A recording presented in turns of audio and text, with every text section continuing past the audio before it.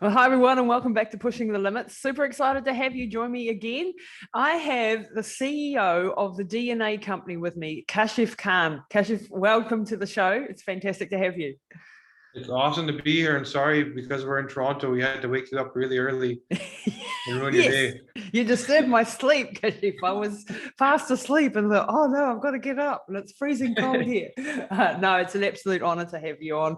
And I love your company. I love Dr. Mansoor, who's your scientist at your company. I've learned an awful lot since I've been working with you guys, and I'm really excited for today's conversation. So, Kashif, can you just tell the listeners who don't know, they probably should if they've been listening to my show for a while, because Dr. Mansoor's been on 4 times, but tell us about the DNA company, what you do, and why you guys are different.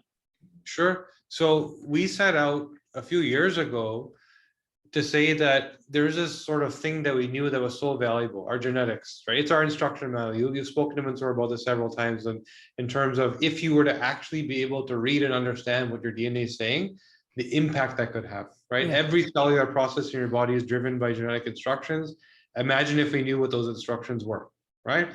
So we set out to say, how do we make this more actionable? Because what we found, the sort of hardcore diagnostic of you got some rare cancer or some genetic disease, you're born with it. It's there. There's a genetic switch that was turned on or off, and that led to some issue. The clinical world is doing a good job with that stuff because that's what geneticists believe genetics is for, right? Then you got this other extreme of this sort of recreational, I'm going to go online and buy a consumer test, and it may tell me what to eat or how to run, but it's not really actionable, meaning that it's going to work just like any other thing on a trial and error basis, 7 out of 10 people, right? It didn't really do justice to what your DNA has to offer. So what we said was, this first bucket of these genetic problems is very important, but it's 2-3% of healthcare, right? And there's this other rare cases. Yeah, really rare cases, but they're very important because you're born with it. You have no choice but to deal with it, right? And genetic therapeutic companies are doing a good job of dealing with it. Then you have these sort of wellness seekers that don't necessarily have a problem, but it's kind of infotainment. They're learning and enjoying that report. Chronic disease, Center for Disease Control here, where we're south of our border of the United States, they say it's 90% of the healthcare spend. And you know better than anyone, that's all preventable, right? Yeah. Chronic disease, you're not born with type 2 diabetes. No. You're not born with a cholesterol issue, right? No. That's making the wrong choices for too long. Yep. So we then ask the question, well, what are the right choices? Right? And are those choices the same for all of us? And that's what we use genetics for. We didn't say, let's go try and solve a genetic problem. There's other guys doing a really good job of that. We said that 90% of people that by the age of 50, at least here in North America, and it's probably the same for most of the modern world, and you got something, right? By the age of 60, you got 2 somethings. And the last 10 years of your life, you're in treatment and you're just not enjoying what you were meant to enjoy. Yeah, you decline. Or I was born healthy. Why don't I die healthy? It's those choices in between. And that's what we did, is we set out, and the last thing I'll say about it is why we're able to do this is because we didn't go study DNA. There's enough science out there already. We studied people. We said, let's start at what's wrong with this person. What are they expressing as a symptom? And let's drill down genetically to see where is the system failing. That's a key, right? Yeah. So if we know what system failures we have that are going on for 7, 10, 15 years that eventually led to that symptom, then we can start to prevent and reverse that problem, right? And this is what we've been doing clinically in our office, is we've been dealing with executives, athletes, people that are willing to pay for what used to be an expensive process to literally reverse disease or prevent it. And now we can speak about it. We put some AI to it to sort of make it available to everybody. Yeah. Oh, wow. This is the key difference. I want people to bring that out again, just in case people miss that. It's about understanding not the single gene that's at play, because we have a very simplistic, from what I've learned from Dr. Mansoor and from working with a number of different genetic tests over the years, is that you're looking at single genes and then making a conclusion based on that single gene.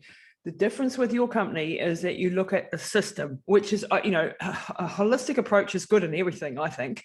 And when you're looking at the end result and then going, hang on a minute, they've got this gene plus this gene plus this, and this, that combination makes XYZ a problem, and this is what we can do about it. And that is much more difficult to do. Yeah. And this is where the expertise of the world's leading functional genomics scientist, Dr. Mansoor, really must have been a benefit in pulling that sort of a difficult, symptomology, if you like, with the genetics, and then making this sort of a systems approach. Yeah, he certainly, like, his powerful brain powered all of this, right? Yeah. And you're touching on where the genetic industry is broken. It's kind of like a dirty secret that's masked with nice marketing. But the problem for the genetic industry, and why did it go in the direction you're describing? It's one of the few lab tests that you only need to do once, right? Yeah. Your DNA doesn't change. And so as a genetic testing company, the business proposition of I test you once and there's no other engagement with you ever again wasn't exciting to investors. No. Right. And so that drove, well, how are you going to create more revenue? How are you going to go back into this? And because the guys that were doing this on scale, these sort of infotainment tests of the world that you can find online, they weren't looking for how do I solve genetic therapeutics or genetic diseases. They're like, well, I'm dealing with consumers, so I have to give them something. And there was nothing to give because the insights weren't deep enough. So it got reverse engineered into, well, we have these people's DNA. I think the pharmaceutical industry may be interested in that. So the DNA testing industry became a data collection industry because that's where the reoccurring margin came from. I sell you the test as cheap as possible, give you a nice recreational marketing message that you want, whether it's ancestry or learn about your hair color, which you can see in the mirror if you were to just take a couple steps over, right? But that the real business was you've just signed consent for your DNA to be researched, which really doesn't cause you a problem by any, but that was the business. So they're selling the data. Selling your data. Now, so the front end test wasn't designed for how do I give you the most value. It was designed for what does Glaxo want me to deliver? They're the guy that's paying me $5,000 per test that you're paying $100 for. Wow. So they're 50 times more valuable than you, right? Holy heck. Yeah. So that's what happened with DNA testing is that it was a big roadblock of like, well, we sell a test and I don't ever need to do anything with you again. I'm stuck.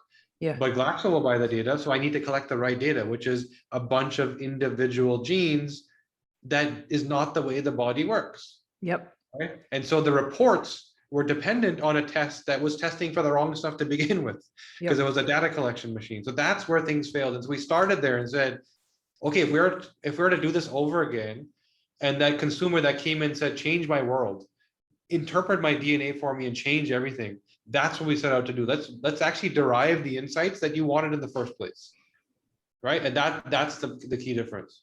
And that is just mind-blowing that so big pharma and collection of big data, and it's anonymous people, they're not connecting it to you personally, but it is a valuable thing that you're giving up for another business model.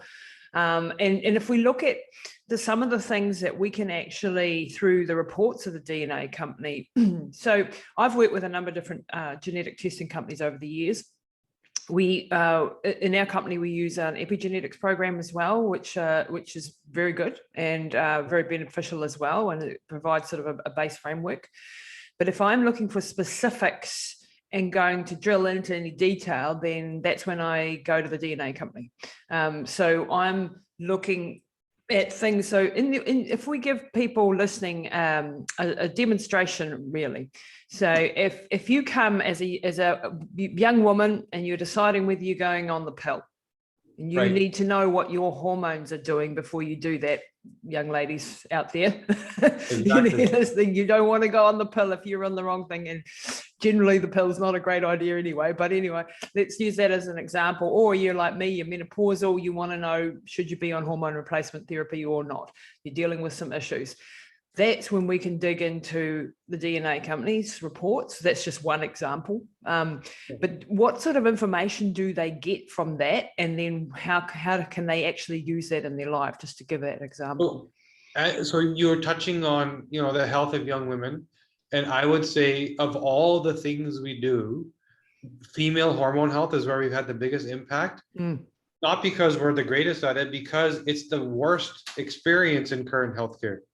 That gap between what women need and what they're getting versus cardiology versus anything else, it sucks. It just, let's be honest, the female healthcare experience really sucks, right? And it's taken for granted. Well, it's your hormones. You're supposed to have problems, right? You're supposed to have pain and PMS and bad menopause. It's just part of life. But that comes from, again, a clinical model of reacting to clinical representation, reacting to symptoms, right? Symptoms. Okay, I have pain, I have cramps. Okay, let's deal with the cramps. We're not going to ask the question of why you're even going to cramp. Yeah. Right. So genetically, I can test a 5-year-old girl and tell you exactly what that hormonal journey looks like. Yep. To prevent all of that mess. That's amazing. And give her that smooth journey. And I'll use my own family as an example. So my niece, who is 13, about I would say October-ish, so like, within the last year, had an anxiety attack. First time ever. Wow. And she collapsed to the ground. So I went over there. She lives with my mom, and my sister, and my niece live together, right? And they're like 10 minutes from me. So I went over there. We just figured, okay, I figured something at school, maybe bullying boys, who knows what it is, right? So we let it be, where we went to the doctor, and I have a friend that's a pediatrician. He said, it's normal at this stage. There's a lot of stresses at school. Let her relax, right? It happened again. The second time, she fell over and hurt herself because she actually passed out. Wow. Right. And so that time, my mom said, can you please take her to a clinic? Like, she hit herself pretty hard. She can't walk. Oh my gosh. I took her to a walk-in like emergency at the hospital, and we spent a good 6 hours there. Our Canadian healthcare system, because it's a government paid, it's also overused, and so there's long waits, right? Yes. So this emergency, maybe her leg's broken, it took 6 hours, and what was the end result? Testing and analysis, clinicians coming in and out. If it happens again, let us know. Yeah, nothing. Right, that was the result. If it happens again, let us know. So, like clockwork, it happened again. Oh my gosh. That time, my mom called me crying, saying she woke up to a note that my niece had run away from home. Oh. This was a few months ago, right? Yeah. And I said, it was so out of character, because she's such a innocent, beautiful young girl that there's no reason, you would never guess, right? So my mom says, well, like, come, like, I don't know what to do. She's freaking out, and my sister's freaking out. So I come over there. My mom lives in an apartment building. So I go, and like, my niece is literally downstairs at the lobby, like, just kind of standing around. And for her, that's leaving home. Like, she hasn't really gone past that on her own, right?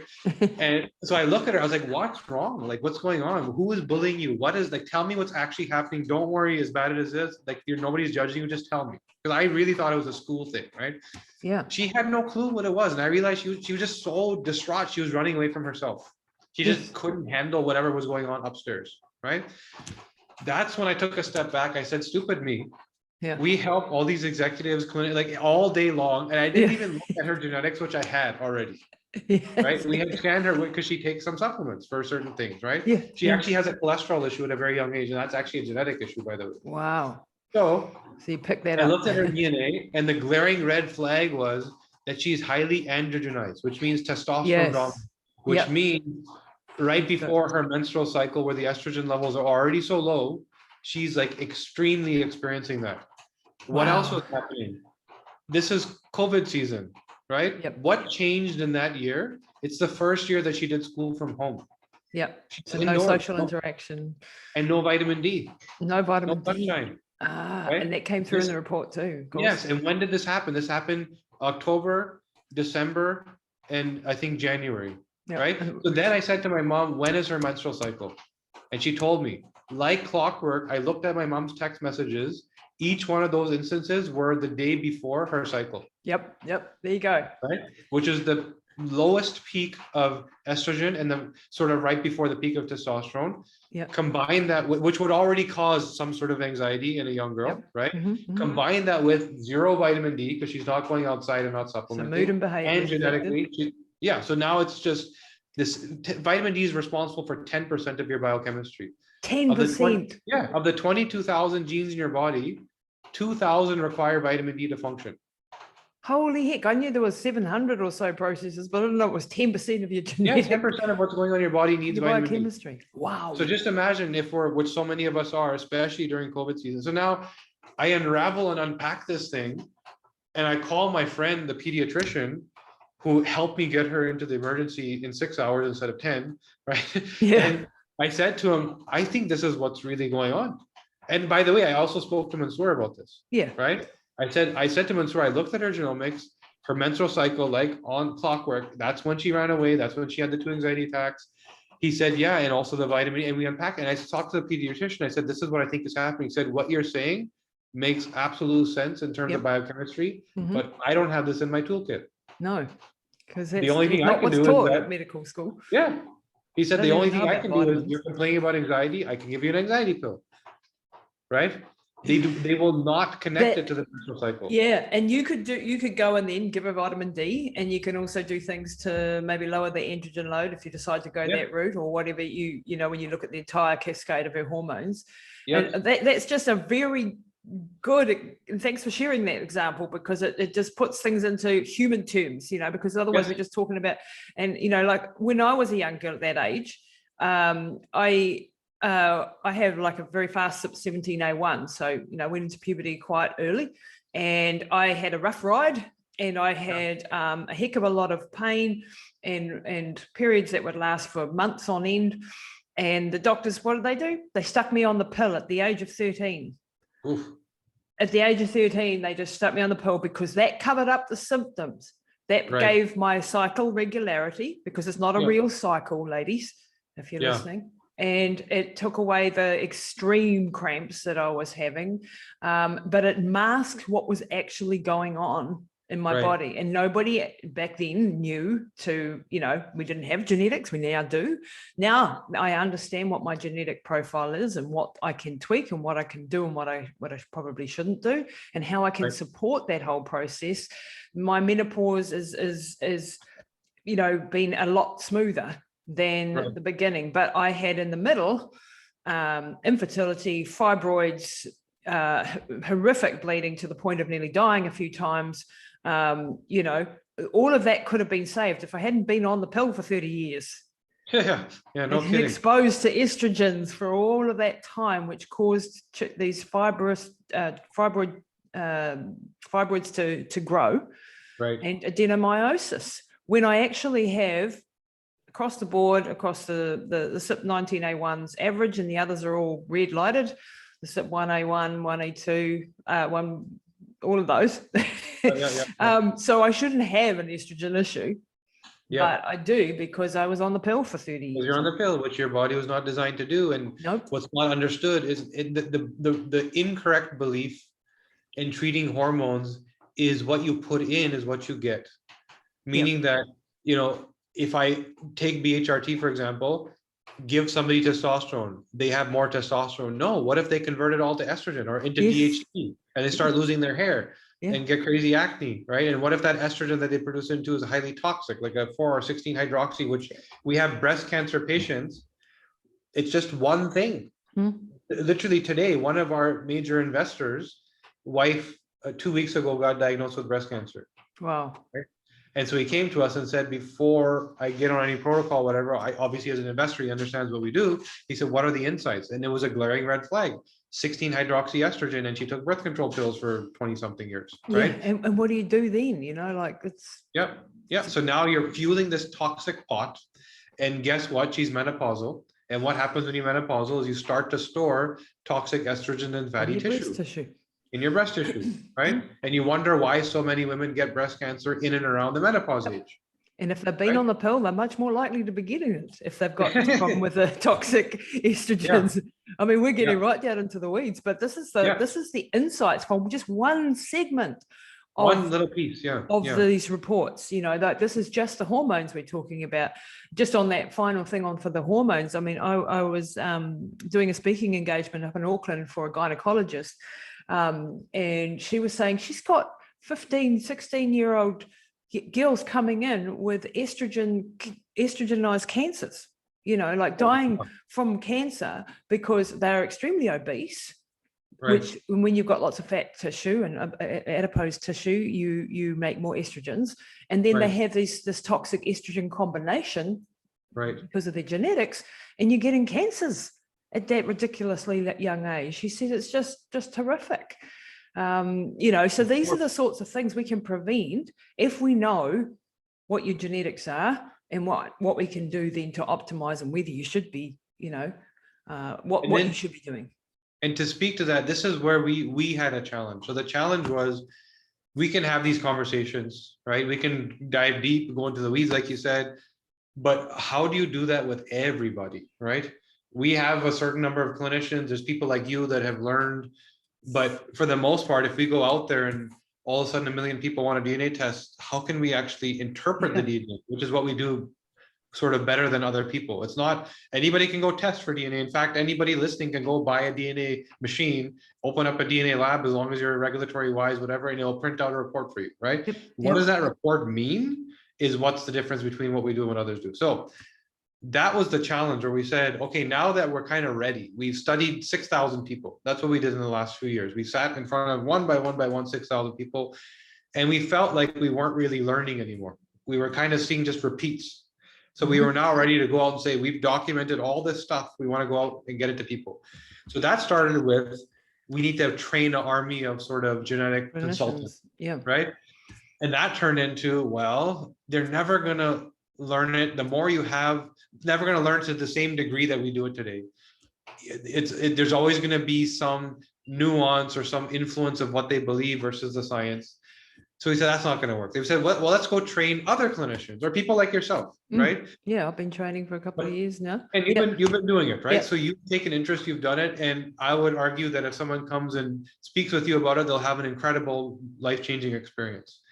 For the most part, clinicians won't go past surface level. They're busy, right? And their staff is busy. They're not going to learn it. So we also got rid of that. So we realized what we needed to do was take what we know, the insights, and apply artificial intelligence to it. Okay, so we then spent the last year working with the AI architect. We actually brought in somebody who used to work at IBM at a very high level as an architect building these things. He also ran a healthcare system. He ran like 7 hospitals as a chief technology officer.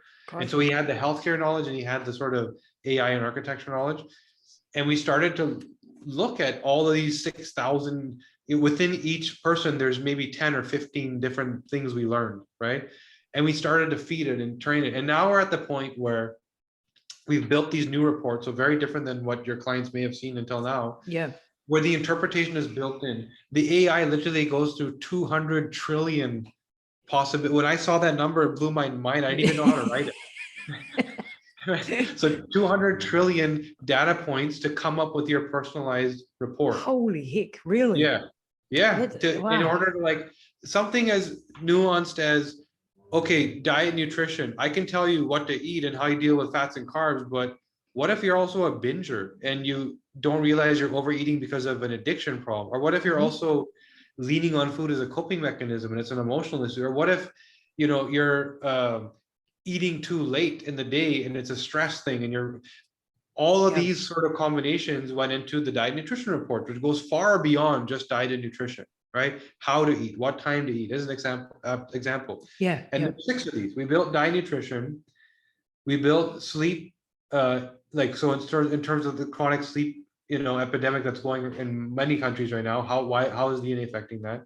Cardiovascular health, which is so important, it's the biggest killer. Mood and behavior, which is, and you know this, huge. It's the biggest report in the whole thing because it drives everything else. How do you perceive everything, right?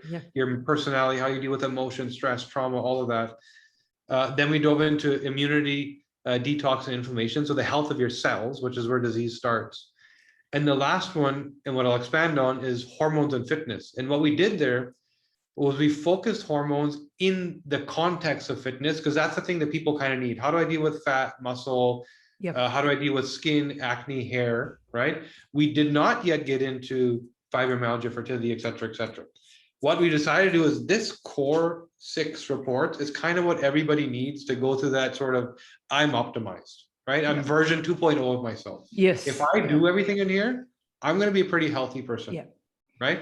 We're now building a whole library of individual reports. Fibromyalgia, breast cancer, prostate issue, specific, so that again, we don't need the interpretation, so that it's all spelled out in a digestible manner. And And this is Another like, thing, just to break in there, because I've worked with so many different companies, this has always been my bugbear, is the actual reporting. You have to have a PhD to understand what the hell's going on. You know?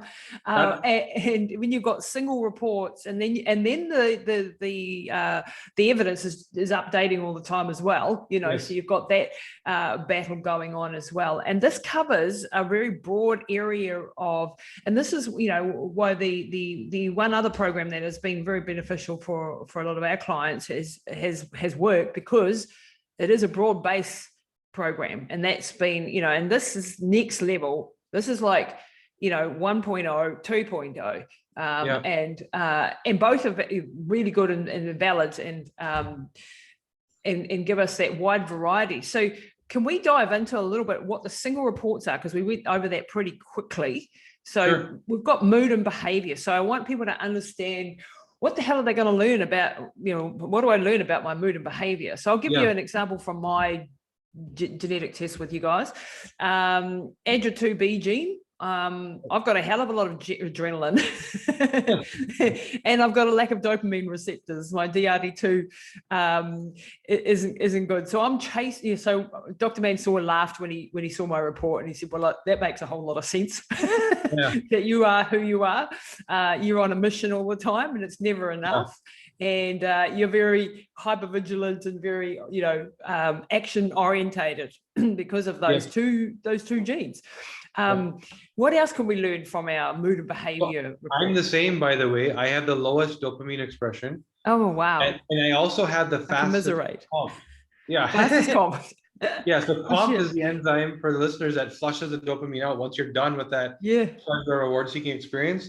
So I feel things at the absolute minimum, and before I'm even done with the experience, it's already gone. Right? Yeah. I've got the medium, so I'm slightly better off than you. Yeah, you're functional, right?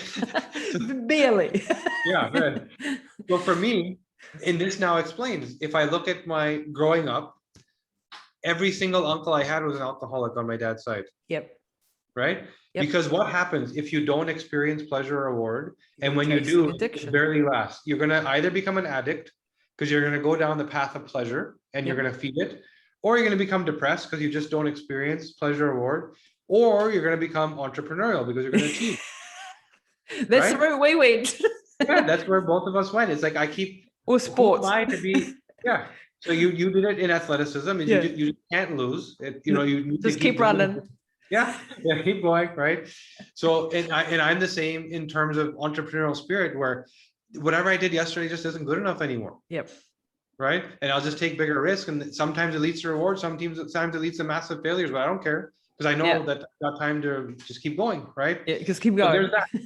And then, but now you layer onto that serotonin, right? So my serotonin is slightly dysregulated, meaning that my ability for my mood to match these sort of stimuli that I'm experiencing is off. So that could express as being irritable. It could also express as being overly happy. What it really is it's hard to stay in the middle, right? So what have I found? So we've been working with a lot of executive type people and athletes, not just in terms of the sort of expression into like, I'm irritable, but how do you use this as a superpower? How does it make you better? Right? So for me, the clinical representation is I'm irritable, right? Like, it's very easy to poke at me. Someone shows up late, I can't focus because I need to deal with, like, why were you late? Right? So, but why is that happening? Because all the details poke at me, right? So I see the details and nuances and little subtleties that other people may not see. So when we are sitting in that meeting that eventually did start late, I'm actually going to dive a little deeper, and I just make much better decisions because I see and analyze and take in details that other people miss.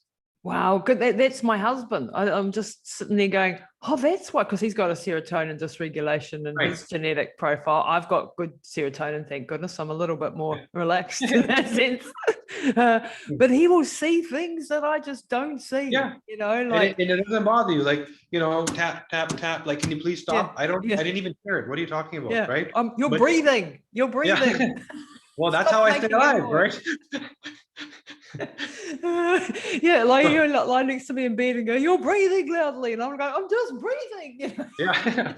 Yeah. And this is where, again, there's what the DNA world looks at things in terms of disease, right? So you can speak it that way, but there's so much more to it than that if you know how to interpret it.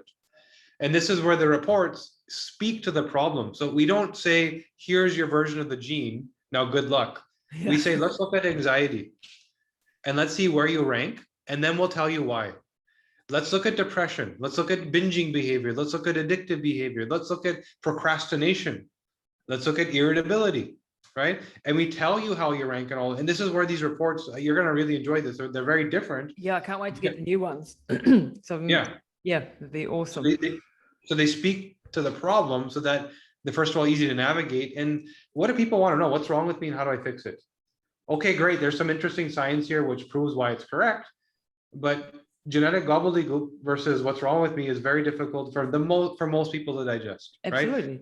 Yeah. And so this is where we put the AI to it. And the one other thing I should tell you, which I'm not sure if you even know yet, we set out to say that, okay, we're doing okay in terms of genetic interpretation, but how do we make sure that in a year from now, when somebody gets a report, that we get feedback that this changed my life? It's only if they actually do the stuff we're telling them to do, right? That's been a gap. Yeah. And we also know for whom that's a bigger problem, because genetically we understand mood and behavior and who would actually do it. Like you and me, we're going to do it. Yeah, we're going to do it. Yeah. Yeah, but there's other people who are like, yeah, I'll get to it, right? So we brought in Dr. BJ Fogg. So Dr. BJ Fogg. Oh wow. Yeah, he's awesome. Yeah. So he runs the Stanford University Behavioral Change Lab. Yeah. He wrote the book Tiny Habits. So he's really the kind of guru and godfather of behavioral change. Wow. As an example, his students that sat in front of him in Stanford went out and built Instagram. Wow. Right? It was built based on his course. His students built Noom, which I don't know if you've seen out in New Zealand, right? So it did that weight loss company, right? So that's what he does. So we said, okay, we kind of uniquely know what's wrong, like at the system level. And it's not necessarily wrong. It's just what needs to be addressed. It could be that's like we said about serotonin. You could take it as wrong because you're irritable, but it's also a superpower because you're detail oriented, right? Yes. Yeah. So we know what's going on. We also know what to do about it if somebody wants to change something, because we know what supplements and foods and recommendations. But we need to know how to get people to actually do these things. So when you read the reports, there's these comments that when you read them seem so intuitive and obvious that they're almost too simple. Yeah. But that's exactly how you get people to change their behaviors, right? A simple thing like, okay, I have the low BDNF, brain-derived neurotropic factor. Yep. So my circadian rhythm isn't the best. So I maybe have trouble sleeping at night. The blue light from my laptop will trick my brain into thinking it's daytime, right? Wow. So a simple suggestion like set an alarm to turn your laptop off an hour before bedtime. Yeah. Right? When you read it, it seems like, yeah, that's obvious, but are you doing it? Yeah. Right? And did you even know you needed to do it? So that's where we brought these simple behavior change elements in the reports. And the next generation of it is going to be digital, where it's nudging you and pushing you along. And we're just going to keep making it better. I've got some suggestions for the company. Because this is one of the areas where, because I work with people and coach and do this, and this is one of the reasons why, we've worked with a couple of different programs, is because I need that ongoing change and that accountability.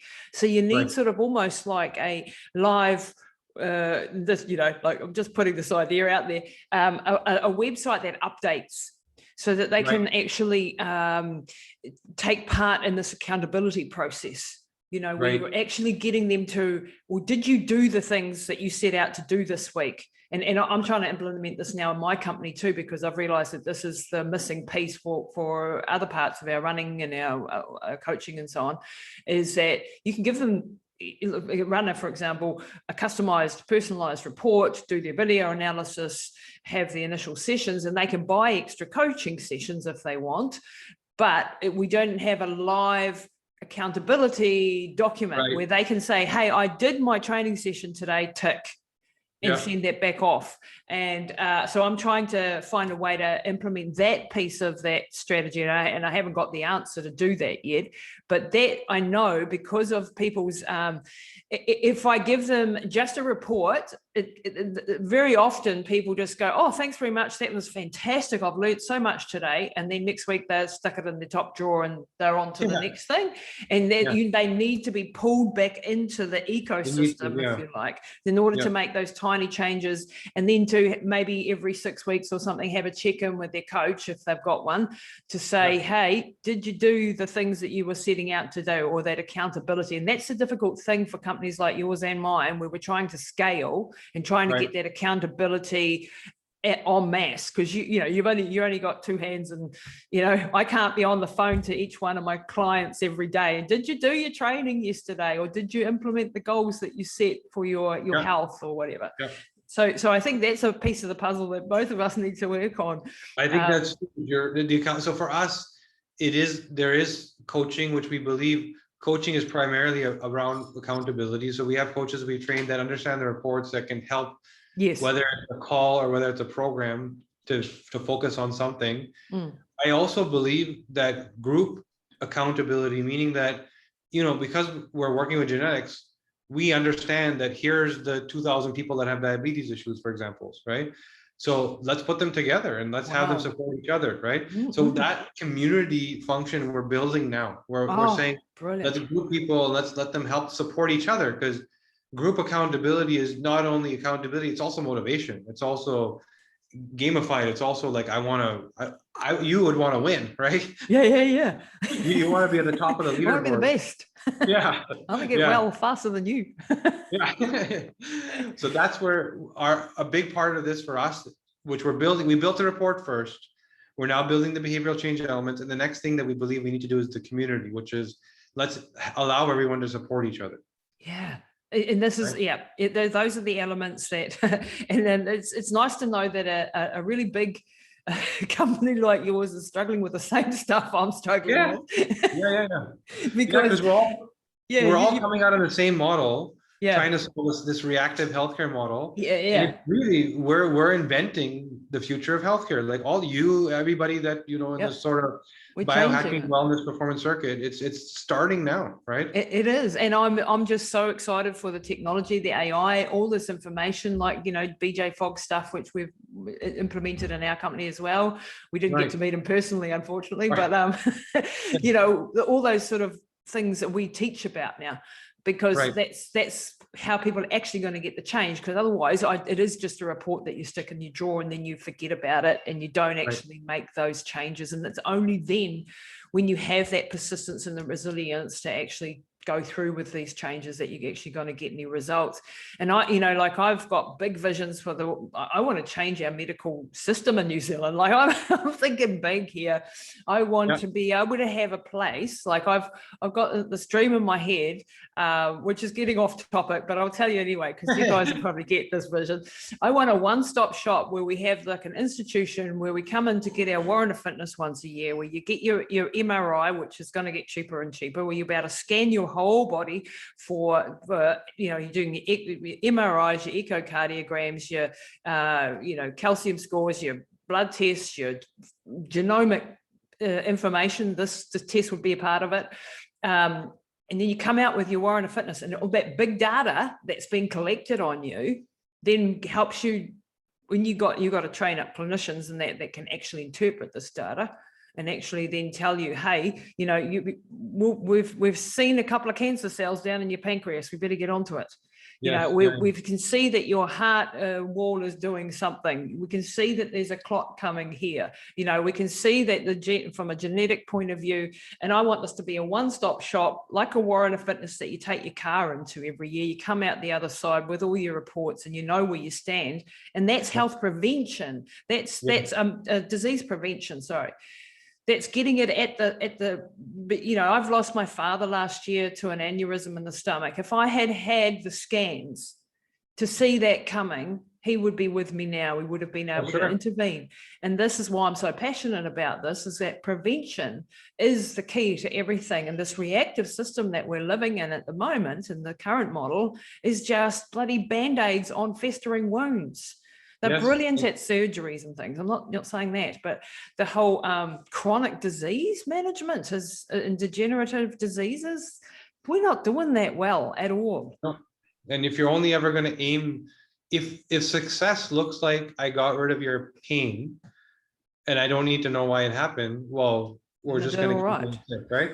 So, but I would say that, I mean, that's an ambitious goal, but of all the countries in the world, I mean, you have a leader where I would say that's maybe a great place to start, you know? Yeah, she's pretty cool. Yeah.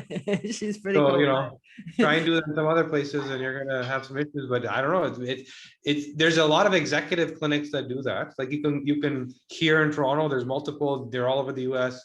You can pay $5, $10, $20,000 a year to be maintained like a vehicle, right? Yeah. But we don't have that here, and that's what I want to see. But I would like this to be democratized, you know, so that some of the and it starts off for the rich, right, and then it gets democratized over time as more and more people, and the lower cost of these things. But yeah, that's the system that I see as being, you know, like what the executives and things have access to over there. If we could do that, implement that here, but en masse. Big dreams. Yep. And you're right. It starts with the people that are willing to pay. You have to build the model, which is what's happening here. Yep. There's already these executives, and now those executives want it for their family, and they want it for their staff, and then all of a sudden there's pressure to lower and things the price. change, right? You already have, by the way, in the US, the Center for Disease Control has actually created a diabetes prevention program. So it's the first time prevention. that they even acknowledge that you can prevent a disease, right? It's just too obvious. And with the obesity crisis and all that's going on in the US, where, you know, if you want an American disease, go eat like an American, right? Yeah. And you probably get one. So for the first time now, they've launched a program where companies can go get trained, clinicians, to prevent diabetes and get paid for it. Wow, so they get paid for the prevention now. That's a brilliant change in the model. Yeah, that's so you see that little, there's a spark of hope there, right? Oh my gosh, and they don't yet understand that that's also possible for other diseases. With diabetes is just so obvious and hard to dispute, right? And they're now even building that for what they call pre-diabetes, which is 80 million Americans, like, you know, a quarter of the population. Yeah, exactly. They're saying that to prevent them from getting, so diabetes reversal and diabetes prevention. Wow, right? That's a big start. That's a good start. It's a huge step. Yeah. And what are some of the other things that we can test with these reports that you guys are doing? So we've talked about mood and behavior, and we've talked about hormones. You're also looking at detox and methylation sides of the reports. And we've combined detox, methylation, and mitochondrial health into what we call our sort of immunity report. Meaning that these are the core things, and there's other things sprinkled in there, like some micronutrients, like vitamin D, for example, that for you to be healthy, your cells have to be healthy. We all know that chronic disease is rooted in inflammation, but what is inflammation rooted in? There's nobody looking for inflammation coming down the pipeline. Yeah. So rooted in cellular health is what causes a poor cellular health, I should say, is what causes inflammation. And what causes poor cellular health, we know, is that toxic load, right? Where either lack of capacity, I'm not wired genetically to detox, or to have a good sort of at the mitochondria, literally get rid of that soot, that smoke that's caused by burning oxidative stress, right? Yeah, oxidative stress, right? Or it's the external load, like something as simple as I golf too much. So I'm breathing in pesticides for 4 or 5 hours a day for multiple days a week that I can't. People don't know that. They think the golf course is a lovely green place. Yeah, and you would think, so go ahead and do it once in a while. But if genetically, we actually have a patient who we got rid of his cholesterol problem. We quote unquote diagnosed his cholesterol problem as being rooting in golfing too much. Golfing too much. He was golfing 4 days a week. Causing inflammation from the causing inflammation, and he was completely void of a detox system. So of the three main detox genes, he didn't even have the first two. GST and GSTM, he didn't have it. So all the stuff he was breathing in was just free flowing in the blood, not clearing it. Yep. Then the 9p21, which is the endothelial lining. Yeah, He yeah, had I've the got a very bad weak one. version. You see, you had the bad, right? I'm So he had I'm the like very, that guy. I've got the yeah, 6G 9P21 and I've only yes. got one copy of the GST So you're pretty much the same as 1P. me, Yeah. right? Yep. So what we found was that because he was constantly in Canada, by the way, has some of the least regulation on the use of pesticides in golf courses because we have a short summer, so they're just allowed to do more stuff. So there's a lot more, they're a lot more aggressive in the usage of chemicals, Oh, right? Than most other countries. Some of the stuff we do here is actually illegal in most of Europe, by the way. wow.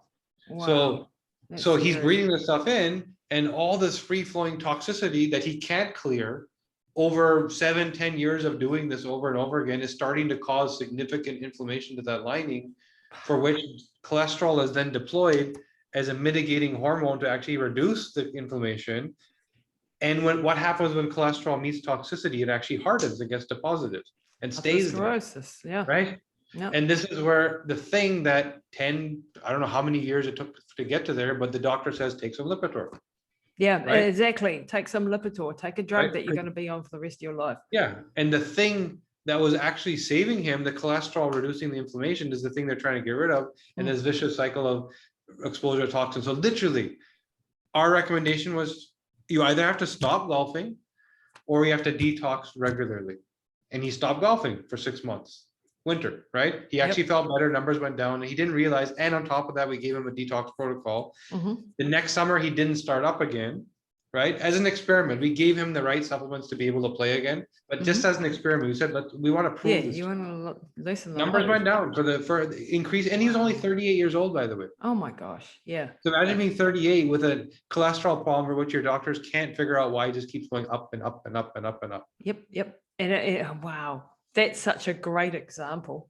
Yeah. Of intervention there and preventing him from having a stroke or a heart attack or an aneurysm or something drastic and ruining him or killing him very, very soon. By the age of 50, he could have been in deep, deep trouble. And people need to understand what, you've got cardiovascular disease coming. Yeah, he had it at the age of 38. And if he continued that same, they would have told him, go exercise and eat properly, and which is fair, right? Yeah. That's as well. For 6 or 7 out of 10 people, that's good advice. But guess what? For him, he had the weak version of the SAW2, which is that gene that clears oxidative stress from the mitochondria. So what does more exercise mean for him? More oxidative stress, right? Which just means more toxicity in the blood, which means more exaggeration. So he actually started, by the way, I didn't even tell you this part, when he was told, get more exercise, like the golf is not really exercise, you're kind of walking around. Yeah. He started playing tennis 3 days a week. Yeah.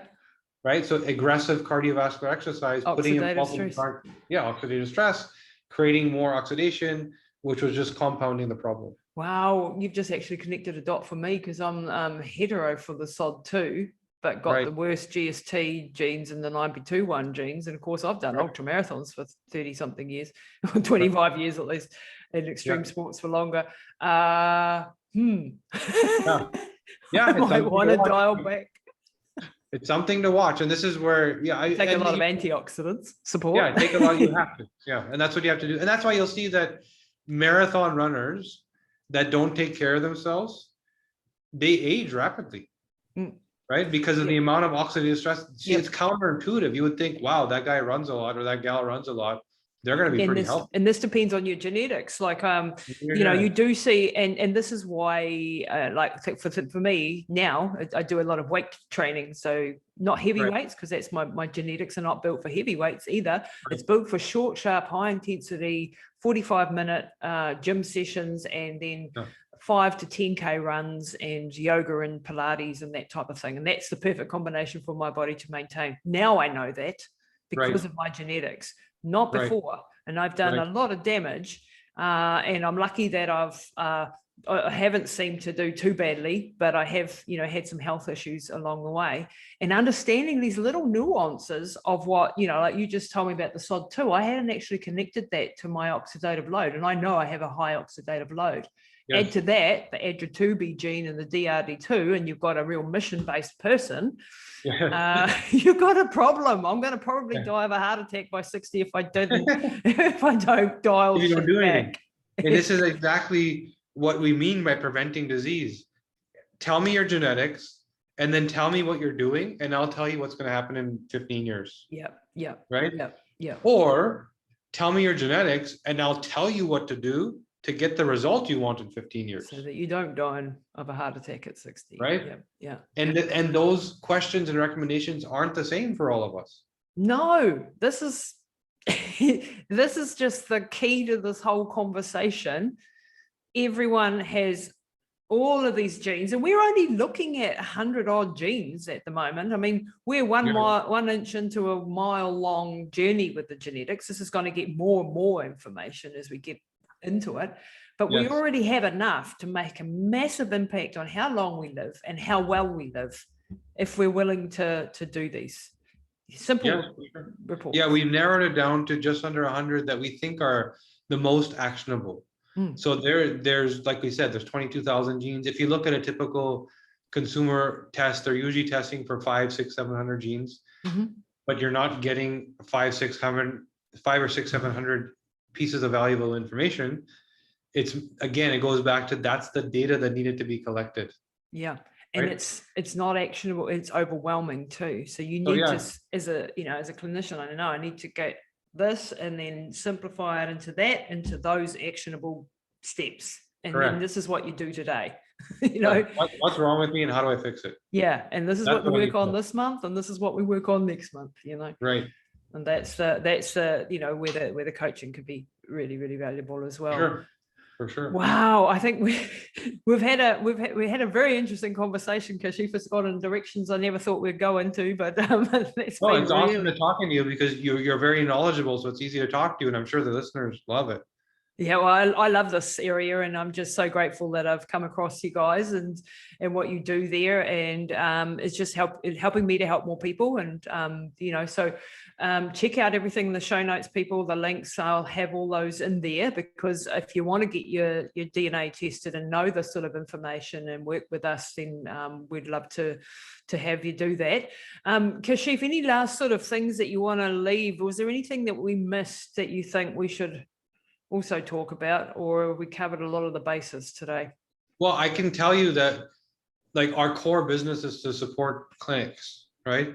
Meaning that we supply them, they do the testing, they talk to their patients. Just for the sake of your listeners, they should know that they're very lucky that they're able to work with you, particularly. Oh, thank because you. most people don't dive as deep as you have, right? So it's not just about the test or the report, but they have someone to lean on that can actually guide and direct and coach. And that is unique. And I'll say that, like, we have worldwide, Europe, Dubai, US, there's some clinics that are doing really well, that they sell a lot, but they're not getting the value out of the reporting because there's no person there with a knowledge base, right? Yeah. So the reports do that. Yeah, and it is hard. And this is why the reports are so good, because even if you don't have that, you will have at least a very good understanding. When you get to work with someone, then you have accountability. And this is a problem, like, that my company has too. We need to replicate me and my partner, Neil, who's got extremely amazing knowledge in other directions. We need to replicate ourselves. It's like you need 100 Dr. Mansoors and we need 100 of us so that we can scale. But what's important for me in the scaling is that you also actually make a difference. And that means you actually have to dive deeper, because even when you go to the doctor and you get the test done and you get 10 minutes with them to interpret the test, it's just not going to work. I don't know. Yeah. And this is the big, and your company and my company both struggling with this whole scalability versus and helping lots of people versus helping in depth. And that's just, we haven't come up with a complete solution, and it does lead to me being burnt out and working 18 hours a day, but hey, whatever it takes, eh? And we love it, and we're passionate about what we do. Both of us are passionate about what we do, and we're riding the wave now of a paradigm shift. I'm sure that this is a huge paradigm shift coming, and it's long overdue, and we need to have this. We're getting lots of great doctors on board too with this need to change, and I'm excited for the future. I'm excited for the AI. I'm excited for the virtual reality, the robots, the artificial intelligence, the supercomputing abilities. All of this is going to make us live longer. if For we sure. take this by the horns. And So, it's accessible now. That's a key difference, is timing wise. If we were talking 10 years ago, we'd be talking about a $50,000 test, yes, exactly. right? So that's the key difference. Why is this happening all of a sudden? Like, you're seeing so much of this with gut microbiome testing and better supplements, because the technology is cheap now. Yep. Right? Sequencing DNA can happen within minutes as opposed to weeks or months. Yep. Right. So Yep. that's a key thing where, yeah, the science kind of existed, but how many people could pay $50,000 to figure out what's in their DNA? Yeah, only the right? rich, super rich. Yeah. Yeah, and this is exactly what you said. do you know, just as a last thing, Dr. Peter Diamandis? For sure. Yeah. Well, yeah, and I love his work, and Stephen Kotler's actually coming on the show shortly, which I'm super excited about. Awesome. And you know, he talks about in his books, or both of those gentlemen talk about in their books, you know, the process from this new technologies, disruption first, or deception first, disruption, then dematerialization, then demonetization, then democratization. In other words, all of these technologies go through a curve of where people, you know, don't think anything's happening, if that's the deception phase, and then it becomes disruptive as it suddenly gets big enough and it starts disrupting current systems, like we're doing with the medical system, and then it becomes, you know, dematerialized, so it becomes easier and easier to do wherever you are in the world, demonetized and democratized, so that it becomes cheaper and cheaper, and everybody gets access to it, you know, and we're nearly there. And the cheaper these things can become, the more people we can get access to this information, and that's a key thing as well. So I'm excited for I'm super excited too. Yeah. That's a great time. Kashif, thank you very much for your time today. It's been a real honor to have you on the show, and thanks for your passion that you bring to your work. It's fantastic. No, it was awesome. Love talking to you. We'll do it again.